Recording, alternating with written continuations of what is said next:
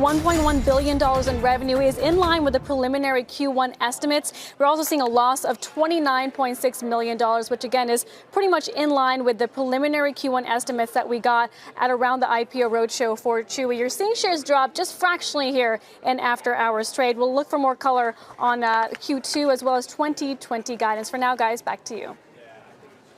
Okay, Seema, thanks very much. Let's bring in the CEO of Chewy for a first on CNBC interview, Sumit Singh. Thanks very much for joining us. Thank you. Happy to be here. So revenue and EPS clearly in line with what was already out there following the IPO. How are you feeling more broadly about how the second half's kicked off and your outlook for the rest of the year? Look, feeling really good coming into this quarter, delivering 45% year-over-year growth. So thanks for acknowledging that. And, we're good. We like our ability to execute. We're capitalizing and creating opportunities in the marketplace. And we feel good about what's out there for us. So talking about opportunities in the marketplace, I know you came from Amazon. Amazon just wrapped up a really big Prime Day event. You tried to participate in that as well. How did it go? Did you acquire new customers? What happened with those promotions you offered? It's beautiful, these e-commerce industry events now, of course, they drive consideration and demand. And sure, we saw higher demand on Chewy as well. And our teams were ready, we were planned, and we believe we offered customers a tremendous customer experience as well as a great assortment that they were looking for. So we were happy with the outcome.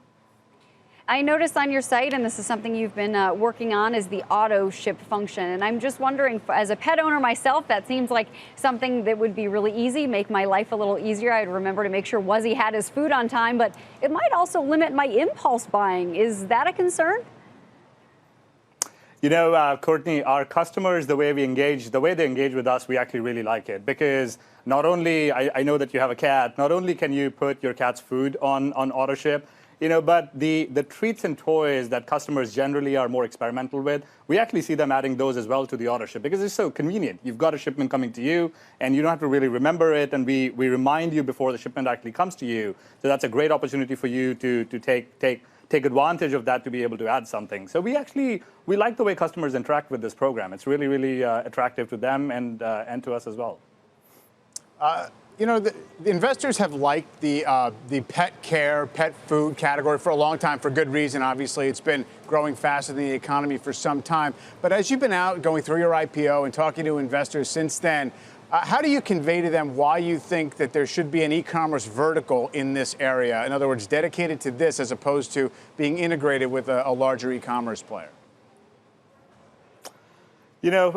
First of all, it's a large industry, $70 billion. Two, when you think about our mission statement of really bringing together all of the core offerings in the industry, the core food and supplies, the healthcare, the services, and doing it in offering an exceptional high-touch customer service, that value proposition where you're offering personalized care that you only find in the best local neighborhood pet stores, and yet at the scale and convenience of e-commerce, it's a win-win for customers. Because you're getting that personalized interaction. It's like walking into a pet store. They greet you by name. They know you. We know we're pet parents. We know your pets' names and everything that they feed. So we're able to offer you authentic, unadulterated advice. But at the same time, nobody likes lugging cat pill, jugs of heavy product back from the stores. And so from that standpoint, there's a lot to offer in being able to create that destination as well as the convenience. And our customers love that. And that's why we're doing it.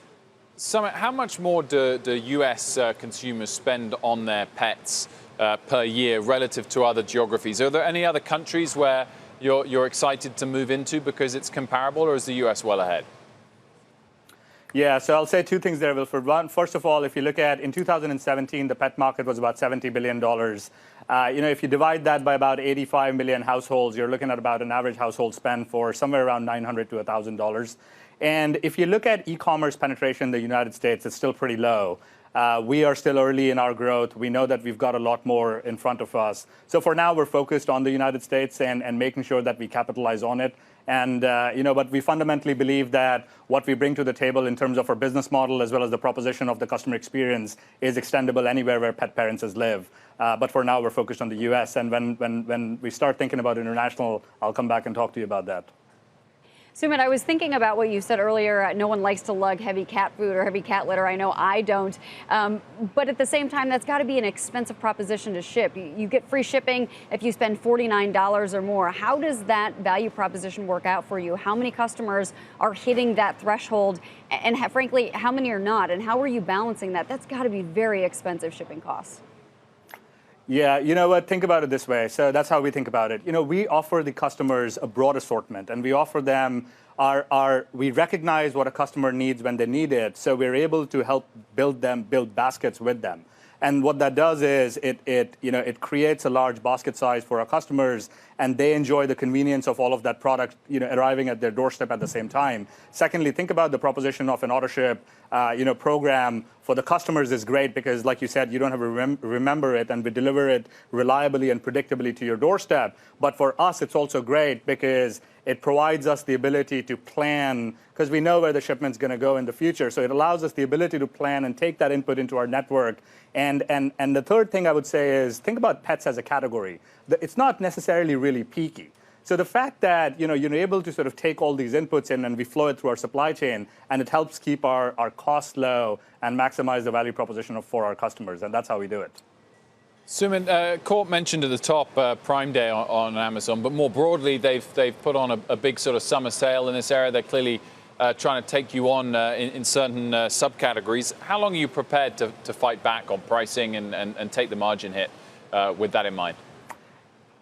Yeah, e-commerce, in the e-commerce world, the pricing world is dynamic, and promotional events are part and parcel of life. Some months they're higher, some months they're lower. We have the ability to monitor. We are focused on customer experience. We offer that proposition. We feel good about our ability to execute, and we'll continue to monitor and respond accordingly. Sumit, this is the first time that you're going to speak to investors here after the IPO. What's the message that you want to make sure to get across for Chewy? I think a couple of things. One, we're playing in a very large industry. Two, we offer something of a best of both worlds, exceptional and personalized care at the scale and convenience of e-commerce. Three, we've been disciplined about getting big fast, but also getting fit fast, as evident from the fact that not only are we delivering revenue, our gross margins and profitability is improving year over year, and we're creating a destination, a one-stop shop for pets and pet parents. A lot of excitement and a lot of opportunities in front of us.